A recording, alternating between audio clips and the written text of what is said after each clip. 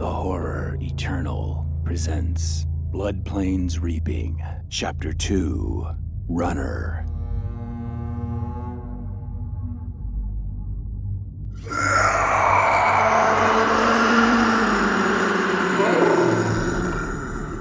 When it comes, make for the Grazers. Might draw it off. Runners prefer fresh meat over cold leftovers, Gus, you know that. It's something. The thing comes over the fence. I need to explain what a runner is to anyone who hasn't had the misfortune. The viral infection is not uniform. Most of what it produces are grazers, the slow ones, the shufflers, the bulk of what you find in any dead city. They're dangerous in numbers, and they'll eat you if you let them get close enough, but they're manageable. We've been managing them for 20 years. The runners are something else. The virus does something to a small percentage of infected bodies, something accelerated and extreme, a mutation turned up to the point of catastrophe. The body doesn't decay like the grazers. It transforms. Muscle mass grows beyond any biological norm, bulging through skin that thickens to something like burnt rawhide. Bone erupts through joints, elbows, knuckles, spine, growing into protrusions, sharp wedges, weapons. The face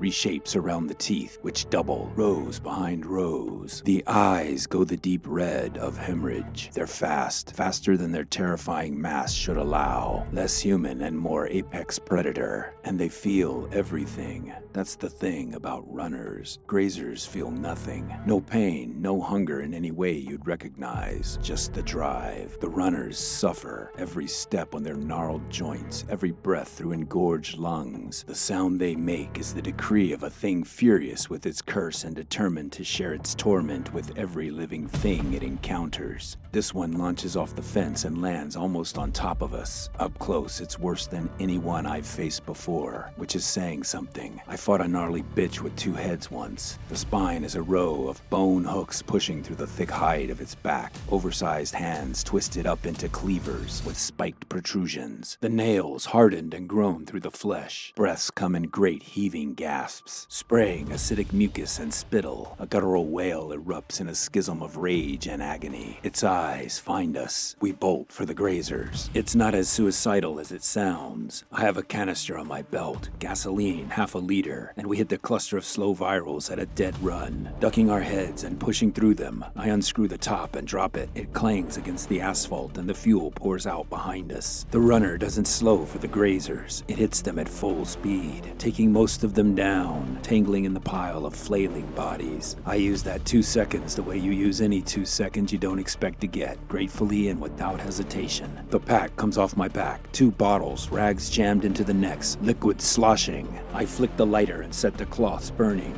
Oscar's beside me, hand out for the second one. The runner tears free of the grazers, comes upright, finds us. The double rows of teeth spread and clench and spread again. The sound that comes up from behind them is a thing that gets into your nervous system and refuses to leave. We throw the bottles. They shatter and ignite in a fiery blast, consuming the dried husk of the beast's upper body, spreading quickly as it thrashes in desperation. The scream that replaces the roar takes on another quality altogether, a high-pitched wail that cuts the eardrums with a merciless grind. The beast becomes a raging pyre of fury, staggering and lashing at itself, tearing at its own flaming face, desperate to rip the pain away. It turns and sprints the way it came, crashing through the debris in the street, knocking over the skeletal remains of a bus stop and disappearing around a corner, its receding cries echoing off the canyons of dust and steel in its wake. Oscar and I are exposed in the sudden quiet of the aftermath. Sweat soaks my brow. My hands are steady with the experience of years spent staring into the face of living nightmares. But my heart is doing what all hearts do in the face of abject terror. Oscar lowers his bandana and tilts his head back, letting the dead city air fill his racing chest. Fucking runners, man.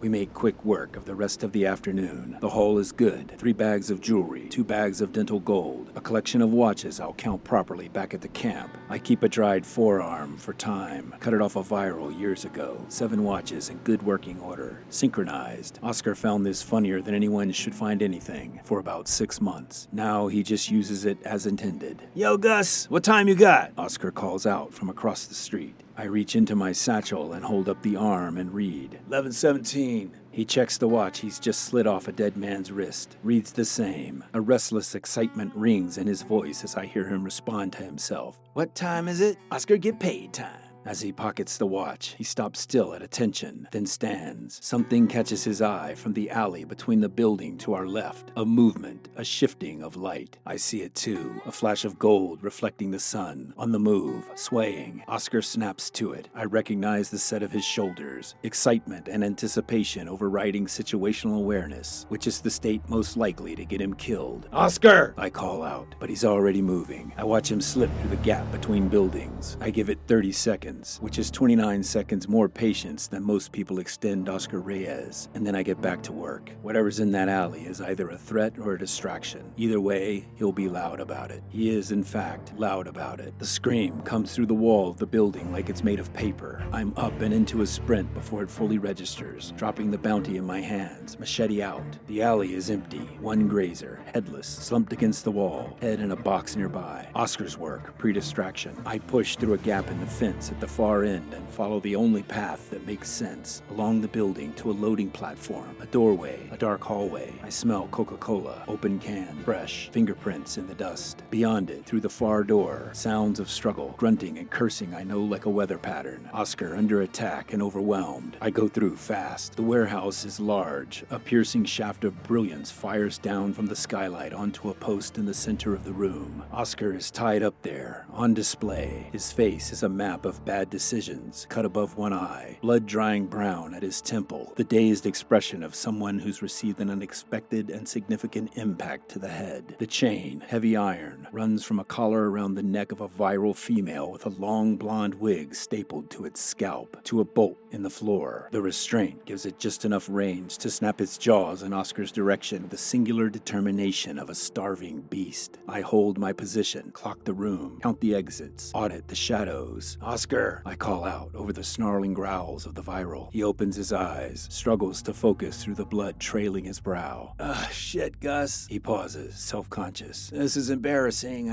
I thought it was a girl. Then a voice stabs out from the dark. That's close enough. Low, unhurried, certain of itself, and I know the face behind it like I know many decisions I wish I'd never made. A flash of gunmetal glints in the light. Smith & Wesson Magnum 500, barrel long as a forearm leading the steady grip of a regrettably familiar female figure. Dark camos draped in black poncho, cowboy hat with a brim that could shelter a family, gas mask adorning her neck like jewelry. Long dirty blonde braids fall over her shoulders, the stare of amber eyes as penetrating as a laser sight. Hello, Gus, she says, acknowledging with a finger to the brim of her hat. Maud, I reply. She gives the chain a single expert yank, forcing her pet back a step, wraps the excess around the bolt with unflinching ease. The gun never moves from its target. Oscar attempts to speak. She never could count worth a Oh! The butt of the gun finds the back of his head with the crack of a split tree branch. He slumps. Maud looks at me. Drop the blade and kick it over here. I don't move. What happened to Angelo? That was his own doing. Wasn't us. Something shifts behind her eyes. This isn't about that good for nothing. A pause. He was a piece of shit, just like the two of you. Got what he deserved. She gestures to my blade with the gun barrel, insistent. I let the machete fall and push it across the floor with my heel. So that's it, I say. You're a highwayman now. She smirks. The first concession to our former bond. Just taking from you like you took from me. We didn't steal from you, Maud. Angelo offered us a commission on that haul, I explain. Her voice tightens at the edges, the only tell she has. It wasn't his to offer. He was your partner. How would we know that? Shut up and step over here. Slowly, I step toward her, slow and easy, hands up, eyes locked on hers. You learn to read the eyes in this work. Hers are cold and careful and not even slightly bluffing, swimming in a thirst for vengeance for much more than our petty beef, but will do for now. She draws another magnum from under her poncho and aims it down against Oscar's slack forehead. She gestures to my holster. I drop my pistol and kick it across the floor at her instruction, my belt with its bags of jewelry following. My own estimation of how this is going revised sharply downward with each concession. She backs me up against the post and a pair of handcuffs snap over my wrists with the small definitive sound of something well and truly settled. Been watching your work on the street today, she says. Your haul should make us just about even. Just about, I say, detecting intentions for a more personal transaction. Something surfaces in her that I'd hoped wasn't there. She comes around the post, fast, lays her hand on my face, shoves the barrel of the gun between my eyes, close enough that I can feel the burning heat of the metal. Have you forgotten the blowjob in Oakland? Behind me, Oscar stirs from his haze. I can hear him processing. Wait, he says. You did him too? Sorry, buddy, I say. Didn't want to tell you.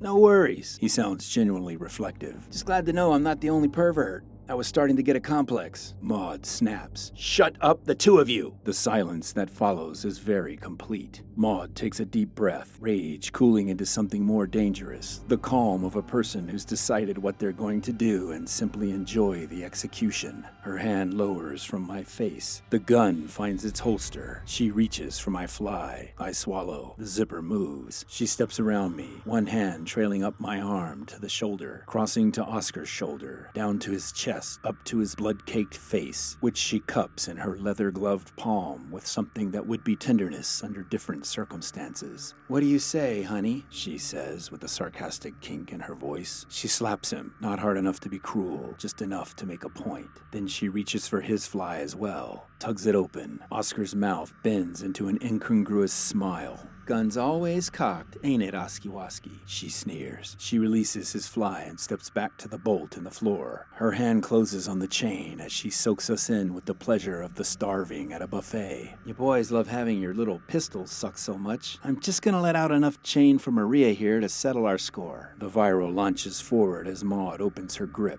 One step, the jaws clack together. The dead eyes track the living flesh. My apologies in advance for the teeth. Oscar recoils against the post, and then the walls do something that walls are not supposed to do. They breathe. The sound comes from everywhere and nowhere at once, something fuming in the dark, revving like an engine. Maud's guns are up before the echo fades. Her eyes sweep the black reaches of the space with the steely cool of one who shares an intimate relationship to danger. The viral at the end of the chain keeps snapping. Maud, I plead. Shh, she blunts. It's a runner. We encountered it on the street earlier. Drove it off with Molotovs, but they didn't put it down. I watch her process. You're gonna need us to take it out. Free us. It's the only way any of us get out of here alive. Her eyes slide to mine. Amber, calculating, furious at the proposition. She knows I'm right. She starts toward the post, and that's when it comes. Erupting from the shadows, flayed hide like charcoal. It takes Maud off her feet, dragging her into the darkness beneath its crushing weight. Her guns crack, muscle flash punching holes in the darkness, followed by screams that defy metaphor. And then there aren't. Oscar doesn't waste time. He shifts and twists in the ropes, fluid, precise, moves that have gotten us out of more situations than I care to count. The knot was deep, but Maud put the knife into it before she went down, and that's enough for Oscar. His hands come free. He stands, breathing hard, takes in the room. Ain't met the knot yet that old Oscar can't escape. He looks around to me. See, Gus? I might have a way of getting us into trouble, but I always get us out. I rattle the handcuffs against the post. Oh yeah? How are you with handcuffs? He finds my pistol on the floor, picks it up, steps back to the post. In his other hand, he takes the chain at Maria's collar and gives it a spin, putting the viral between himself and the open dark. He trains the pistol on the chain between my cuffs. Get ready to run. He fires. The chain shatters. The bullet ricochets off the post and screams into the dark. I feel the percussion in my wrists. Then the dark gives up the demon. The runner throws off the void, engorged muscle and sinews straining through huge exposed gashes. Charred skull spreading its jaws, a banshee wail screeching up from double rows of corkscrew daggers and melted hooks. Oscar shoves Maria directly into the beast without hesitation. The two virals meet the floor in a tangle of chain, wig, teeth, and brutality, and we are already gone. The hallway, the alley, the street. Behind us, the warehouse structure gives at the seams, then the frame, then the walls explode, raining its shattered remnants across the alley and bathing the runner in the daylight at our backs. Its mutilated visage more horrible in the sun than the dark. It swipes and tears angrily at Maria's blonde wig wrapped around its neck and shoulders like some grotesque garland. Then the ire of its gaze finds us. Back out on the street, we swing wide and turn to face the heaving monstrosity, the chain from the warehouse floor stretched out between us. As the runner clears the alley, we do the unthinkable and charge head-on toward it. The chain takes it across the midsection. We cross sides, wrapping it, and the fight begins. It swings wildly, each of us just out of reach, holding tight and pulling on the chain, using the mad behemoth's own weight against it. We struggle, fighting for leverage as we each wrap our chains around cement bollards at the head of the alley, securing the tether against the thrashing hulk. The links saw into seared flesh. We hold steady against the agitated twisting and tussling. Bracing with our boots against the post, we wrench the bonds once more, then again, until something inside the runner begins to separate. "One more!" I call out. We give it everything at once, heaving against the tension, the chain going taut as wire, and then a loud snap shakes the street, and the runner comes apart at the middle. The torso hits the asphalt. Determined limbs claw at the tarmac, dragging the broken thing forward, its jaw unhinged from the impact, sawing the rows of dagger teeth against themselves, desperate for a bite. A blackened ooze runs out. We stand over it, raise our boots, and come down hard again and again, the skull finally fracturing and coming apart like dried clay. And then it's done. The tension gives inside. Both of us bent over, hands on knees, chests heaving the hot air. Oscar drops to the ground and sits head buried in his chest. I straighten up slowly. My shoulder is going to be a bitch tomorrow. My wrist, still wearing the cuffs, will probably bruise. A deep cut stings above my right eye, and I don't even know how it got there. I survey the gory mess at our feet. I look at Oscar. A relieved grin pulls itself up onto my lips. "Where'd you put that masking tape?" Oscar, from the ground, wheezing and humorless. "Somewhere around here." The sun is past its peak, pushing west. Long shadows come off the dead towers. The street is clear. The Grazers, scattered by the commotion, won't regroup until dark. I pull my cap from my head and drag it across my blood and sweat-soaked brow. Put it back. Look out on the empty boulevard and the dead city and the pale sky above. Billy would be 31 years old now. I don't let myself dwell on such things, but every time I escape death's wanting grasp, the thoughts come, uninvited, marking time with his face. I breathe it out, pack it back down. "Still got that Pfizer stash?" I ask. Oscar looks up, his face sparking back to life. "Los Muertos?" I give the street one more look, then set about gathering our gear. "I'm thinking Los Muertos," I say.